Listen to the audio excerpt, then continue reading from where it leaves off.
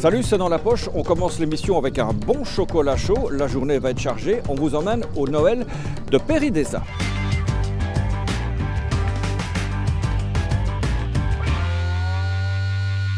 Bienvenue dans le monde enchanteur de Péri-Daiza.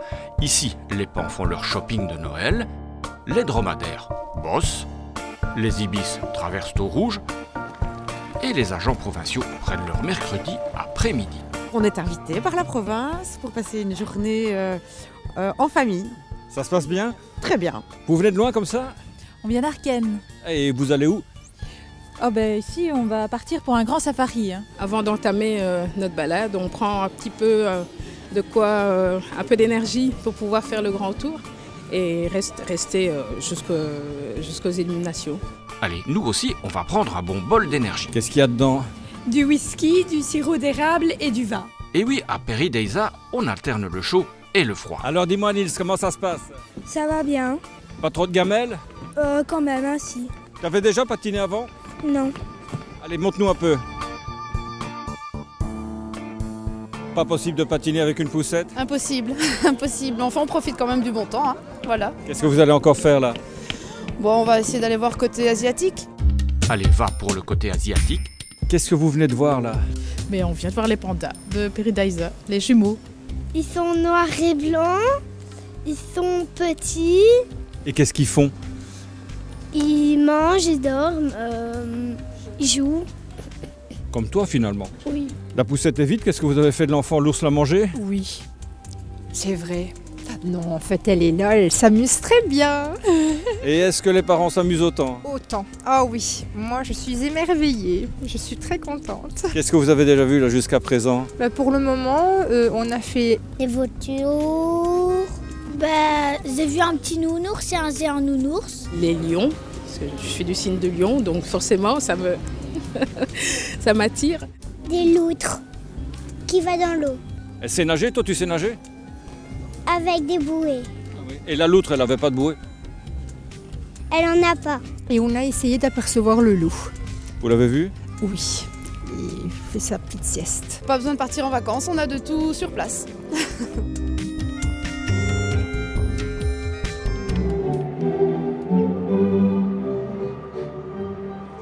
Bon ben c'est clair, hein, quand on voit ça, on se dit que les automates, les robots sont l'avenir de l'homme et de la femme. Eh bien, et nous, Condorcet Charleroi, on prépare l'avenir d'arrache-pied avec un concours de robots. Ça s'appelle l'hackathon, on va voir ça.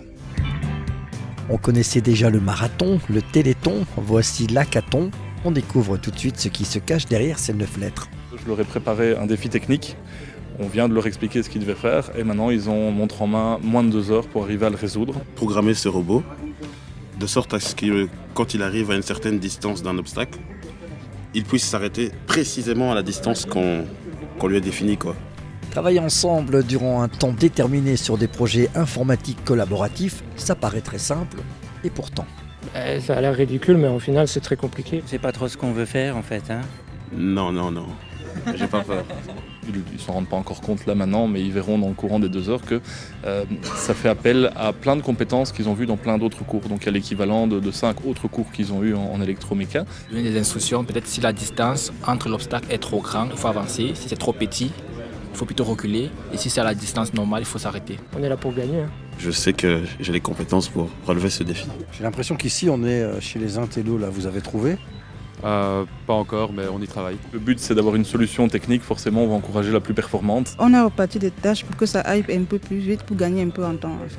C'est vrai qu'on n'a pas encore essayé pour voir s'il marche, mais à mon avis ça va marcher. Si on est sur une bonne piste, alors on va essayer d'exploiter un maximum cette piste et on verra si le frais est concluant et que ça marche bien. Si c'est pas bon, j'imagine tu vas avoir une claque.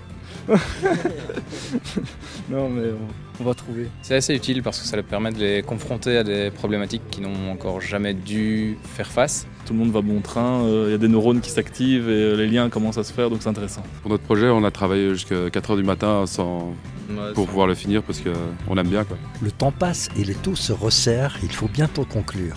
On est encore un peu dans la galaxie. En fait, je pense que sur les 2 heures qu'on leur donne, il faut peut-être 1 heure pour qu'ils commencent à comprendre le problème. Vous pensez que vous avez une chance? Il y a moyen. Il y a moyen, ouais. Il y a vraiment moyen. Mais je pense que ça avance tout doucement et d'ici là on aura fini. dans l'ensemble, personne ne dort, ça se passe bien, on avance. Le fait de leur laisser libre champ à leur créativité, ça motive un petit peu. Il y a 2 groupes qui sont un peu sur la bonne voie, mais on verra ce que ça donne. On est en train de chercher la formule qui va nous permettre de contrôler justement la puissance du moteur. Il y a 2 variables pour passer de la puissance à la distance. C'est ça qu'on doit trouver, le rapport entre les deux. Même si une seule équipe a remporté cet hackathon, l'ensemble des participants a trouvé la formule gagnante. Il y a décidément du talent en Hainaut.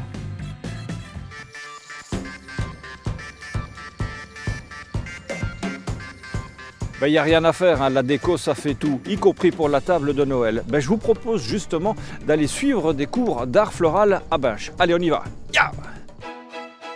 Pour les fêtes de fin d'année, les fleurs s'invitent à table. Donc on a d'abord une couronne oasis de 25 cm de diamètre. Nous avons la fameuse orchidée Vanda couleur cerise, des branches ici d'eucalyptus. Nous avons des petites boules de Noël, nous avons de l'asparagus, donc le fameux feuillage de l'asperge. Vous avez de la watine, vous avez du cobralive, vous avez des bocs, on a de l'osier, on a un peu de tout. Ça, c'est pour les ingrédients. Et du côté des ustensiles, une agrafeuse. Il y a les sécateurs, il y a couteau, il y a les petites épingles, aussi bien argentées que noires, élastiques, cure-dents. Il y a les cavaliers, il y a les petites boules avec épingles décoratives. Voilà. Et maintenant, tadam, les règles de l'art. Alors il y a des règles qui sont assez simples, respecter les nombres impairs jusque 7, puisque après 7, généralement, l'œil se trompe un peu, mais de 1 à 7 on respecte, donc on mettra 1 fleur, 3 fleurs, 5 fleurs ou 7 fleurs. On essaie de travailler, moi j'adore travailler dans les camailleux, si on part dans les rouges, on est parti dans les rouges, rosés, orangés. Il y a des tons par exemple qu'on va essayer de mettre de côté, par exemple le bleu, le jaune, c'est pas des fleurs qui vont être très tendance pour des tables design. Voilà, bien, il n'y a plus qu'à se mettre au travail. Ça prend tournure, ouais. Dur, mais ça prend tournure. Ouais, ça fait plat, ouais. Et la boque, tu en mets une deuxième. Alors ceci, ce sont des pipettes. Ce sont des petites pipettes, il y a plusieurs dimensions. Il y en a aussi en verre, mais quand c'est comme ça en plastique, on doit les recouvrir.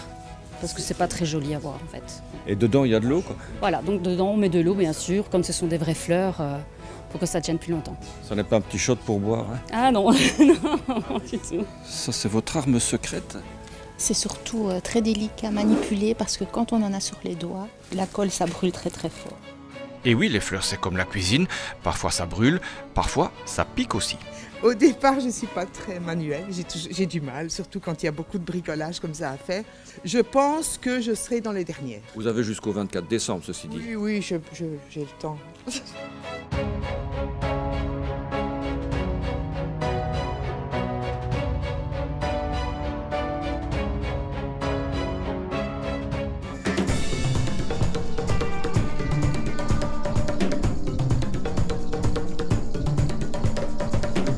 CDLP se termine ici après cette longue et belle journée à Péri d'Eiza. Joyeux Noël à tous! Joyeux Noël à tous!